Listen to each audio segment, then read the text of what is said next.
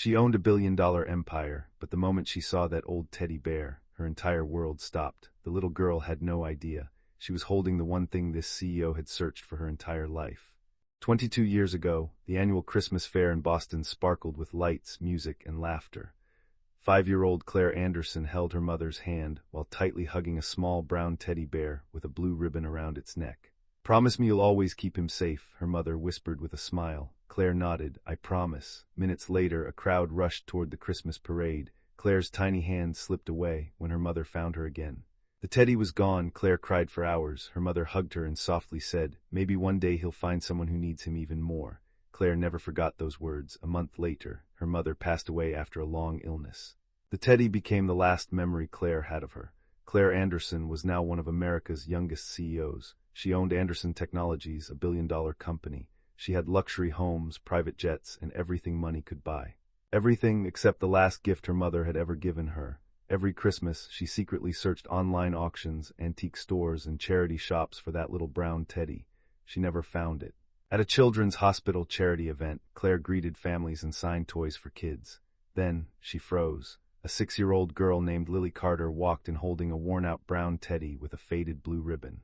Claire's heart stopped, the tiny stitched star on one foot, the missing button, the blue ribbon. It was impossible. It was her teddy. Claire quietly asked her assistant to learn more. The little girl lived with her father, Ethan Carter. Ethan worked 2 jobs. He cleaned a local school during the day and delivered groceries at night. After losing his wife to cancer 3 years earlier, he raised Lily alone. Money was always tight, but Lily smiled every day. Because of that teddy, she called him Mr. Buttons. She believed he protected her while she slept. Claire invited Ethan to her office. She gently explained everything. She even showed him an old childhood photograph holding the same teddy. Then she offered $100,000. Ethan looked shocked. Claire added, "I'll pay anything. This is the last gift my mother ever gave me." Ethan remained silent. That evening, he told Lily. The little girl hugged Mr. Buttons tightly, then tears rolled down her cheeks. "Daddy, if he leaves, who will protect Mommy's dreams?" Ethan couldn't answer. The next morning, he politely declined Claire's offer. Instead of getting angry, Claire visited their small apartment herself. She noticed the walls were old, the furniture was worn, but every corner was full of love. On the refrigerator was a drawing. It showed Lily, Ethan, her late mother. And Mr. Buttons holding everyone's hands. Claire smiled sadly. Then Ethan shared the real story. 22 years earlier, his own father had found the teddy lying near the exit of the Christmas fair. He reported it to the police.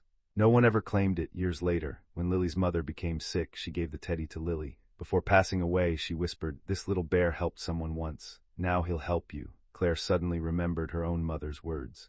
Maybe one day he'll find someone who needs him even more. Claire looked at Lily.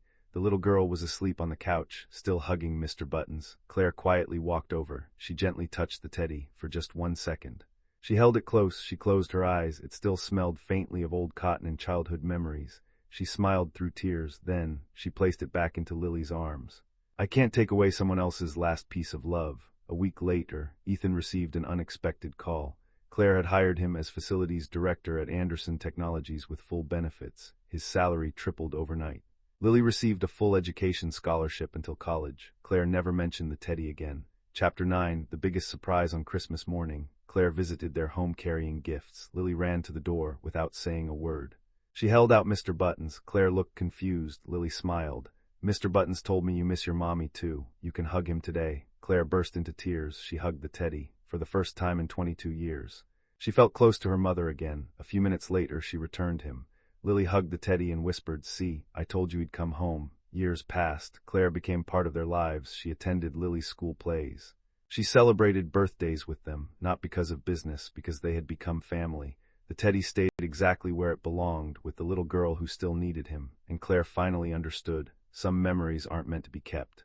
They're meant to keep people together. Love isn't measured by what we hold on to. Sometimes the greatest act of love is letting a precious memory continue healing someone else. And that little teddy didn't belong to one family anymore. It became the bridge that united 2 hearts forever.